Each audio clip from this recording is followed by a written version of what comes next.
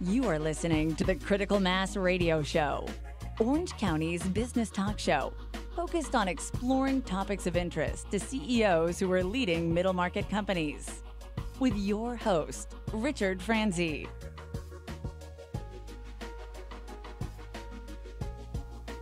Hello and welcome to this edition of Critical Mass Radio Show and Podcast. I am your host, Richard Franzi, and this is podcast episode number 1153. As an accomplished presenter and trainer, Laua LeDoux helps empower her audiences and clients to take the next steps in their personal and professional development. Not only does she lay out strategic plans, but also ensures people avoid costly mistakes. Laura, welcome to Critical Mass Radio Show and Podcast. Hi, Rick. Thank you so much for having me. It's an honor to be here. I should say welcome back. Yes, you should. Because you are a repeat guest. All too rare repeat guests, ladies and gentlemen. You know, we don't do that very often here, but we brought Laura back for a very specific reason. But before we get to that, let's start by just asking you, do you have an interesting story about your professional path that brought you to where you are today, Laura? And would you be willing to share it with our audience? I would. Thank you for asking. So I call myself a recovering lawyer. I practiced law for over a decade in New Orleans and also in Chicago. I moved back to my home area of Orange County in 2008. And throughout that time, I've done a lot of different things that I've really enjoyed that led me on my path to get back here, which is providing holistic strategic planning services for small businesses. And I did that just through continuing to consult over the years while I was teaching at local colleges and universities. And this whole business model evolves out of my law practice that I had in Chicago, where I represented small businesses. And I was in fact, the only attorney that I knew in the Chicago area that was providing a holistic approach to business. So now that I'm not constrained by the law practice, I can provide a holistic strategic plan for my clients that helps them look at culture, HR, onboarding, risk management, compliance, and all the different moving parts. I had a friend recently tell me that I'm kind of like the general practitioner for a business. Okay. And then I can refer them on to specialists, whether those are attorneys or other consultants that specialize maybe in sales training or other different things that they might need. But I give them a foundational, holistic roadmap to optimize their revenue and their next level. So before I go on to ask you to tell me who you do this for, kind of your niche, why do you do this? Why is this the right approach to help small businesses from your perspective, a holistic approach? Well, there are two reasons I do it. Number one, small businesses are the lifeblood of our economy, and they are the largest employer in the United States. And so that's why I have a passion for small businesses in general. And I was raised by a small business entrepreneur who's still in business, and that was my dad.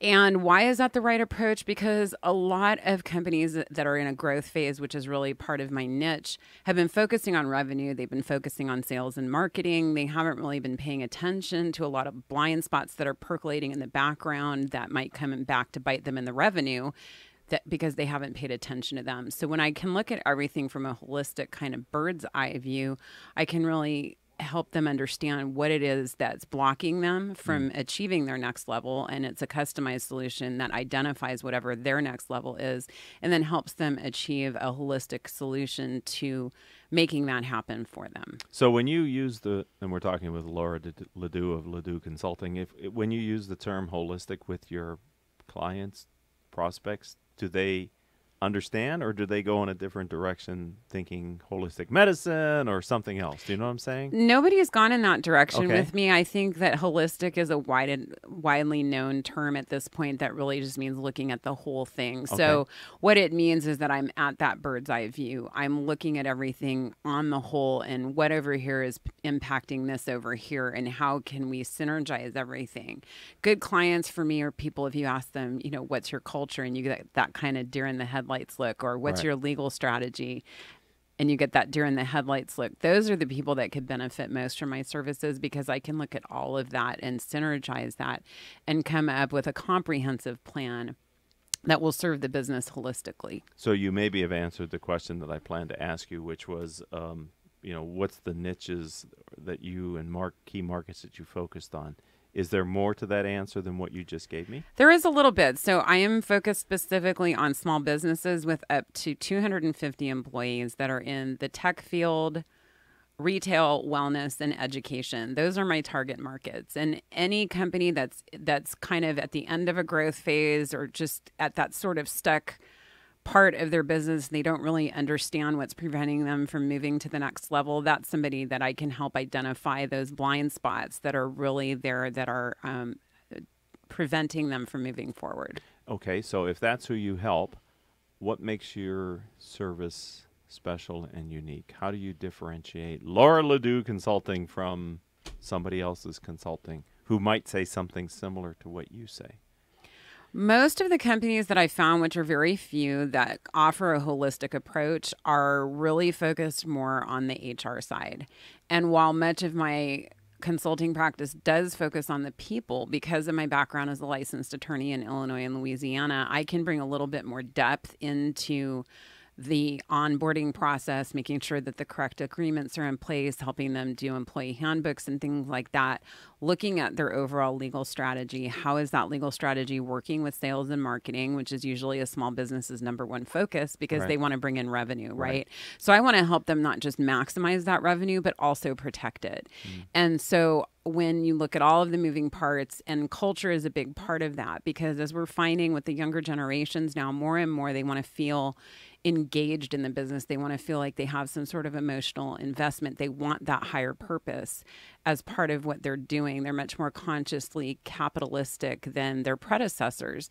And so when we help them feel that engagement, they naturally want to achieve more. And then we help upper management as part of the consulting. I help upper management identify not just strategies to maximize revenue, but strategies to retain that revenue. And part of that comes with employee retention, because if you're keeping your employees and you don't have to constantly retrain them and then they get promoted, the company's saving a lot of money by just holding on to them. So it's a little bit more than just the people, because I'm looking at culture, compliance, risk management, and revenue retention. Those are very different parts of your brain.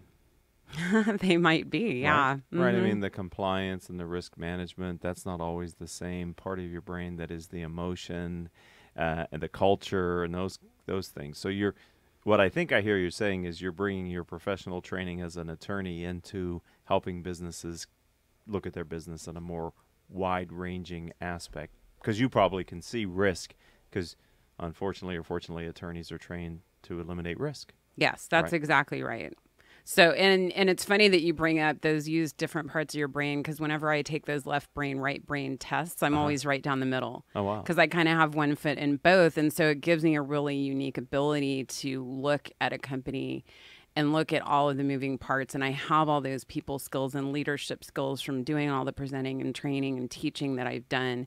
And then I've got that left brain legal side, which a lot of people don't even realize, that practicing law or looking at legal issues is actually an art and a science. Oh, really? Yes. And even though I'm not licensed to practice law here, I can work as a paralegal, and then I funnel all of, I can draft documents. It's much more cost effective for my clients. And then I have an array of attorneys that I work with that will sign off on those things that are licensed here. And then if they need more involved work, my clients will now have a relationship with that attorney. So it's a great benefit for the small business as well. So one of the things that I know about you, because I do know Laura, she is my friend, in addition to being a radio show guest today here on Critical Mass Radio Show. And actually, she is our 1,467th guest that's ever been on Critical Mass Radio Show and podcast. Woohoo. Is that you're an instructor as well at college level coursework. So can I ask you a little bit about that experience? Sure. I'm off script a little bit, but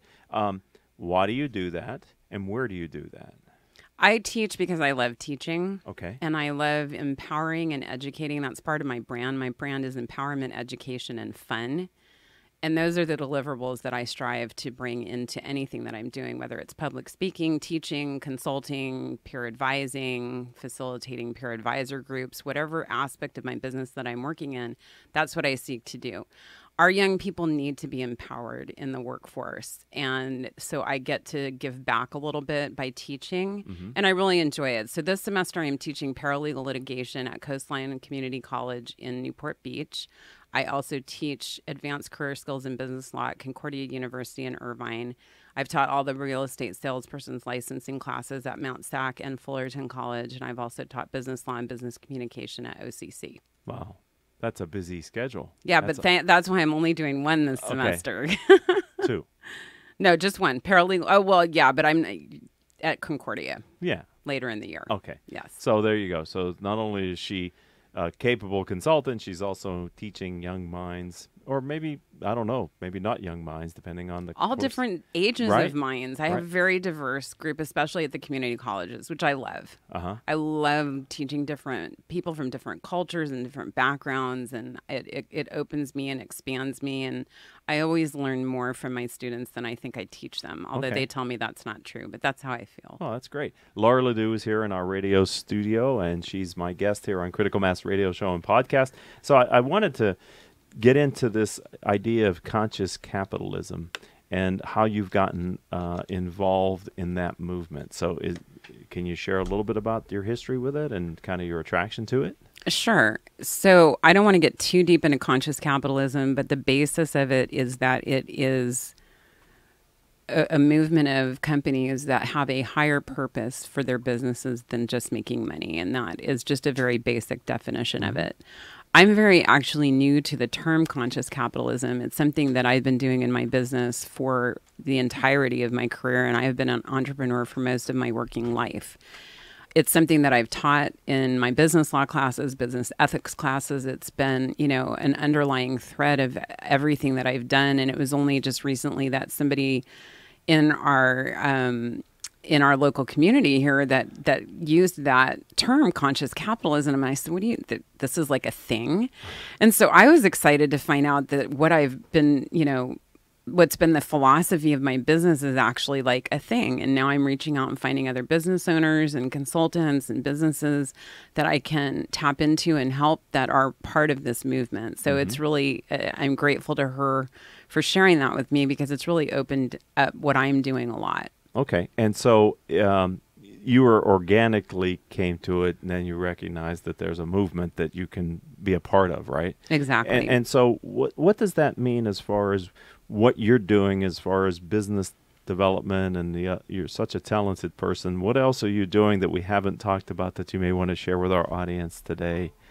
As a business person or in business development? I know you're building peer groups. I've heard that rumor on the street. Is that true? I think it is, okay. Rick. What is that about? That is about Rick Franzi. No, it's not. Critical Mass for Business Peer Advisor Community. Okay. Yes. And so I am facilitating peer advisor groups.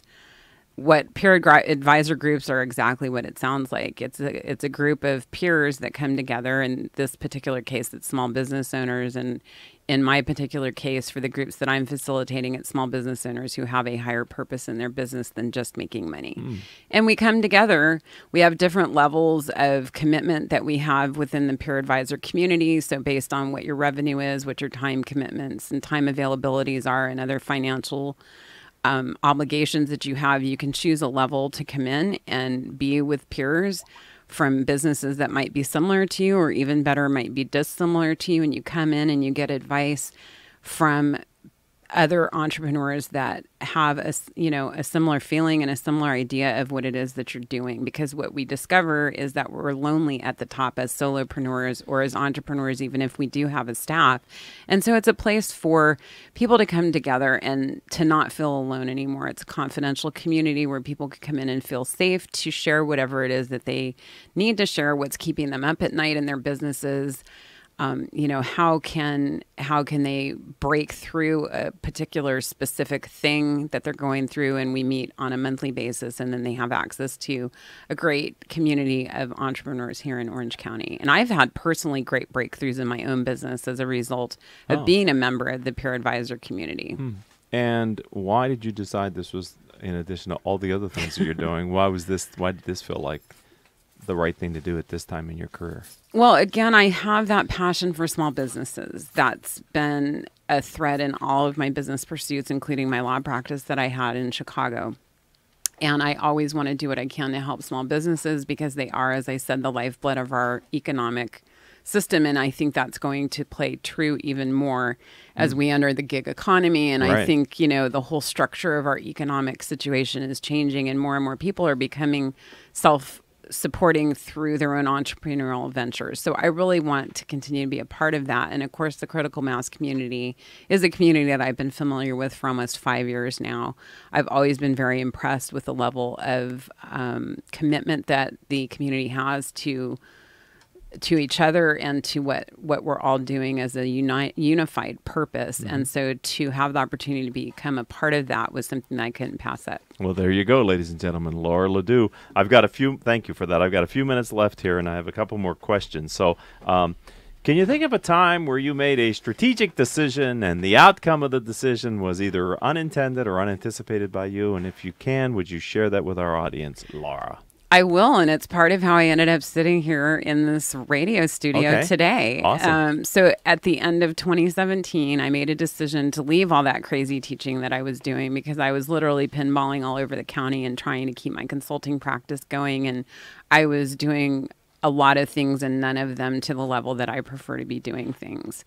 And so I took a step back at the beginning of the year. I decided not to teach in the spring, and I just kind of asked the universe, what's my highest and best use? Where can I be a maximum service? And so I took some time to just reflect on that. I took a couple of months to just really dive deep and figure that out. And through that journey and through literal boots on the ground, getting out there and meeting with people, I had intended at the beginning of the year, I'll go get a W-2 job and see how that works out for me. And the universe laughed and said, no, dear one, we have a different path for you. Okay. And so literally between March and August of this year, boots on the ground, getting out there, meeting people face to face, I met over 800 people. Wow. And that was kind of my personal market research of what's going on out there and how can I be of maximum service and to business owners and to help them. And this is where I landed.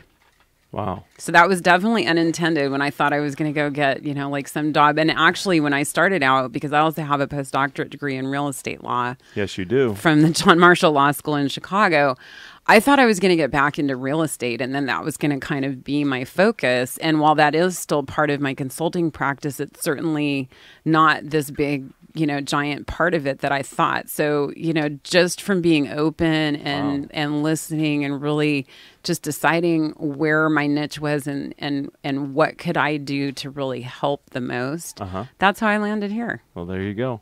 Great example of serendipity. How an unintended consequence can be a positive one. So I've got a minute left with you, and I have two questions. So my first one is your personal core philosophy that you're using to lead and grow both your practice, but also that you bring to the work that you do with your clients.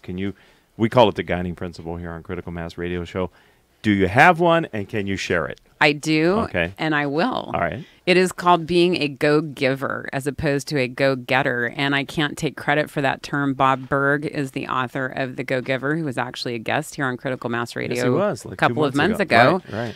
And I read that book a few months ago, and it absolutely, again, kind of like conscious capitalism, just validated sort of what I was doing. But The Go-Giver really allowed me to take it to the next level. And so it's really completely changed my life and impacted my business and my deliverables in ways, again, unintended that I never would have anticipated. And the essence of it is I focus on what I can do for you and not worry about what you can do for me. And when I do that, whether it's having coffee with someone or helping someone in my consulting practice or helping a student or, whatever it is, helping someone in my peer advisor group, all of those things, whenever I bring that philosophy in, which is most of the time, I'm not perfect at it, right, things are magical. Wow. So I'm glad that Bob Berg's book and his series of books have had that impact on you, and I enjoyed having him on the radio show. If you're listening to us live here on octalkradio.net or maybe on iTunes as a podcast, iHeartRadio, YouTube, one of the other platforms, you may want to search for Bob's interview to connect with what Laura and I were just talking about. Last question for you.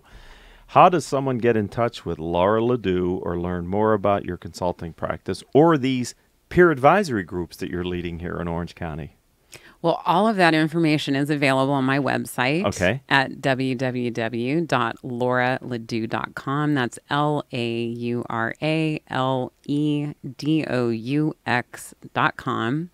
And you can reach me directly at area code 714-470-6782 or email me at lauraledoux@gmail.com. Yeah, that second A can screw you up in your emails. Believe me, when she and I first started reconnecting this year, I was dropping the second A, and your emails kept bouncing, and I'm like, it's right, but I missed the second A. Thank you for that. Or you can just contact me on my phone or Right. through the contact page on my website. LinkedIn? You love LinkedIn? LinkedIn. You're Laura LeDoux there too, right? Yes. Just No? /Laura LeDoux. So Yeah. LinkedIn.com/Laura LeDoux. Well, the time has flown. I've been It excited to has. have you on the program, not only on the radio show, but also on our live stream on YouTube. People, hey, hi! And I want to thank you for being a friend of the show and a part of the Critical Mass community. Thank you. It's my pleasure. My pleasure. I'd also like to thank our engineer for today, Paul Roberts, and the producers, without whom we couldn't do the show, Joan Park, Crystal Nunley, and Haley Stern. If you'd like to connect with me on social media, let's start with LinkedIn. I'm Richard Franzi, Franzi. And until the next show, I hope all of your business decisions will move your company in a positive direction.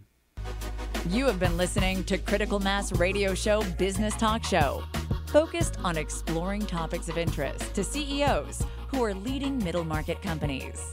With your host, Richard Franzi.